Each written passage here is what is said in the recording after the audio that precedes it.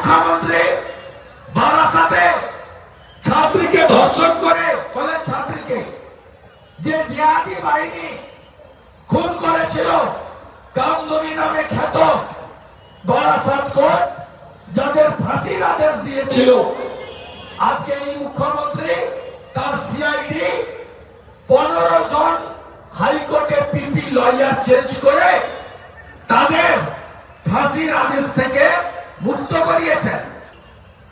আজকে কামদুনিতে গেলে যারা ধর্ষণ করে ফাঁসির সাজা পেয়েছেন তাদের বাড়ির সামনে পুলিশের হাউস গার্ড দেখতে পাবেন, মমতা পুলিশ বসে আছে।